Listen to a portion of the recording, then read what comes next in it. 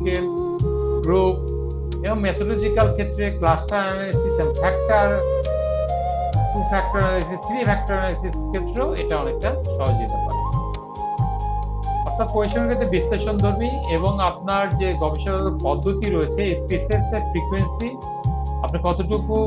সংখ্যাতাত্ত্বিক সেগুলো রান দিতে চান, এবং বিভিন্ন ধরনের টেবিলগুলো রয়েছে বাইভেরিয়েট মাল্টি ইউনিট টেবিল, সেটার জন্য ক্রস ট্রাভেলেশন করা, এবং আপনার যদি আনুপাতিক হারে গবেষকের ক্ষেত্রে রেশিও যদি প্যারামিটার করতে হয়, সেক্ষেত্রেও এই সফটওয়্যারের বিকল্প কিছু নেই। বিশেষ করে bivariate statistics method like analysis variance, ANOVA, means, median, mode, correlation, rank correlation, standard deviation, non parametric টেস্টের ক্ষেত্রে খুবই দারুণ সফটওয়্যার এটা। নিউমেরিক্যাল কম্পিটিশন সাবসেট লিনিয়ার রিগ্রেশনের ক্ষেত্রেও এটা অনেকটা সহযোগিতা করে। স্পেসিস এর টাইপস, আমরা যদি টু টাইপস দেখি, একটা ভেরিয়েবল ভিউ, ডেটা ভিউ, যেটা আমরা ভিডিও টিউটোরিয়াল দেখেছি। সাধারণত ভেরিয়েবল ভিউতে আপনি আপনার কোর্স নিয়েও যে প্রোগ্রামিং ডিজাইন ফ্রেমিং করবেন, স্কেলিটনটা দাঁড় করাবেন, আর ডেটা ভিউতে আপনার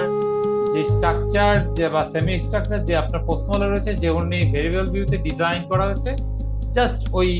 রো কলাম অনুযায়ী ইজিলি ডাটাগুলো এন্ট্রি করতে হবে, যেটা আমরা ভিডিও টিউটোরিয়াল দেখিয়েছি। ভেরিয়েবল ভিউতে সাধারণত থাকে নেম, এটা একটা কলাম ফিল্ড, যেটা অবশ্যই একটা ইউনিক আইডি দিয়ে থাকবে। এটা সর্টিং করা যায় যাতে ডাটা ইজিলি আপনি রান দিয়ে তাদের ডেমোগ্রাফিক অর্থাৎ জনমিতি প্যারামিটার অনুযায়ী, যেমন নাম, তাদের লিঙ্গ, পুরুষ মহিলা বা ট্রান্সজেন্ডার, তাদের বয়স, বিভিন্ন এজ ক্যাটাগরি কোন বয়সের, অর্থাৎ 18 ঊর্ধ্বে বা 18 নিচে কিনা, বা 65 উপরে বা 65 নিচে কিনা, তাদের শিক্ষাগত যোগ্যতা,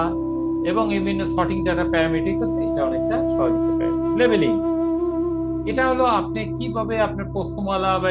চয়ন করছেন, অর্থাৎ আপনি লেভেল করে দিবেন, অর্থাৎ পুরো প্রশ্নটা রাখবেন, যেটা ডেটা র্যাঙ্ক করার ক্ষেত্রে, বিশেষ করে অ্যানালিসিসের ক্ষেত্রে এই লেভেলিং কোডিংটা অনেকটা হেল্প করে। তাই